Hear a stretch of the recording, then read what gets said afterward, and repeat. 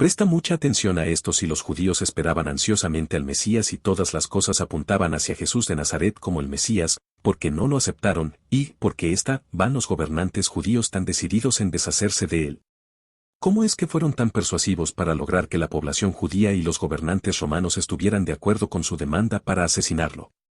Por supuesto, la respuesta corta es que, debido a la caída de Adán, Dios promulgó un plan de salvación, Romanos 5, 1, 21, que requería al hombre perfecto, Jesucristo, para sufrir, ser sacrificado y así pagar la pena por los pecados de la humanidad. Era el plan de Dios y así tenía que suceder, pero al igual que con otros temas de la Biblia, este también es complicado. El rechazo de Israel a Dios profetas los lleva a su exilio y a sus. Por la fe de Abraham sus descendientes se convirtieron en el pueblo elegido y disfrutaron de una relación especial con Dios. Él prometió protegerlos y bendecirlos, Deuteronomio 26, 17-19, siempre y cuando permanecieran fieles y obedecieran a sus mandamientos.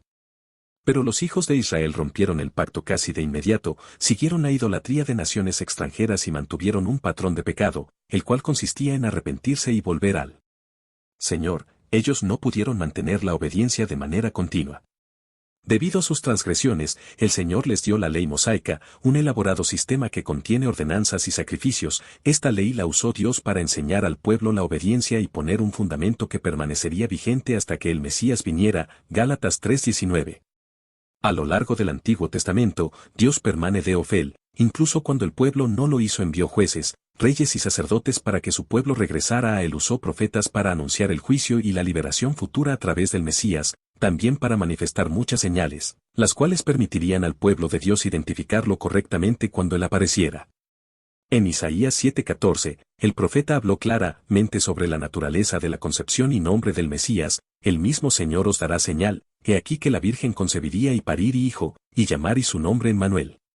El profeta Miqueas 5:2, profetizó que el Mesías nacería en Belén, la ciudad del rey David. Esta predicción era tan popular que cuando el rey Herodes buscaba matar al niño Jesús, sabía que los príncipes de los sacerdotes y los escribas tendrían el conocimiento de dónde encontrarlo.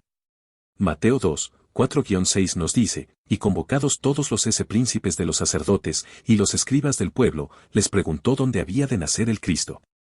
Y ellos le dijeron, en Betlehem de Judea, porque así está escrito por el profeta, y tú, Betlehem, de tierra de Judá, no crees muy pequeña entre los príncipes de Judic, porque de ti saldrá un guiador, que apacentará a mi pueblo Israel. Isaías 35, 5-6 dice que el Mesías realizaría obras milagrosas, tales como curar ciegos, sordos, mudos y cojos. El rey David, hablando por de medio del Espíritu Santo en el Salmo 22, profetizó acerca de la muerte de Cristo, describiendo con asombroso y espantoso detalle el rechazo, burlas, sufrimiento que nuestro Señor soportaría. Por cientos de años, los judíos conocieron todas estas señales que identificarían a su Mesías. Entonces, ¿cómo pudieron las cosas haber ido tan horriblemente mal?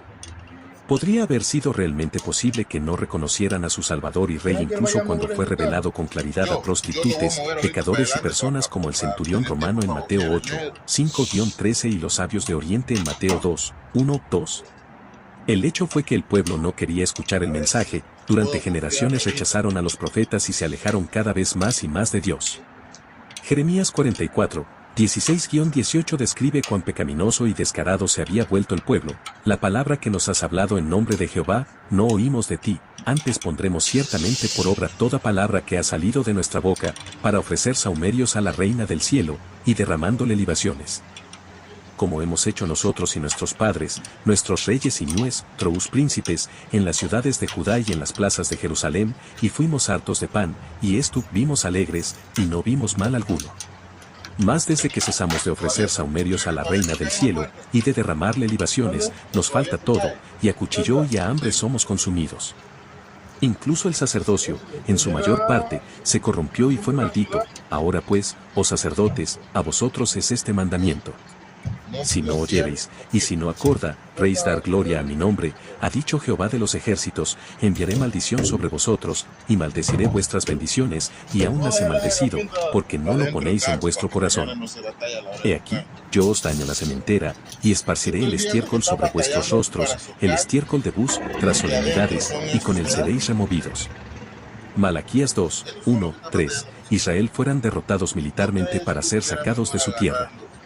Comenzando alrededor del año 740 a.C. el reino del norte, Israel, fue llevado cautivo por los asirios, que eran descendientes de Cam, el hijo de Noé. Génesis 10, 1, 11. El antiguo imperio asirio, cuya capital era Nínive, abarcaba partes de lo igual a que hoy conocemos como Irán, Irak, Turquía y Siria. Una consecuencia importante de esta deportación fue que, después de la caída de Israel, la tierra fue repoblada con personas provenientes de las regiones de Babilonia, los cuales se casaron con algunos de los israelitas que se habían quedado atrás o habían sido dejados allí. Los babilonios trajeron consigo la adoración del dios pagano Mele que introdujeron a esa práctica del sacrificio humano haciendo pasar a sus hijos por fuego. Aunque adoraban ídolos, también tenían miedo y respeto por el Dios de la tierra, y solicitaron que se les enviara un sacerdote que les enseñara acerca del Dios de los israelitas, pero el sacerdote no era un levita.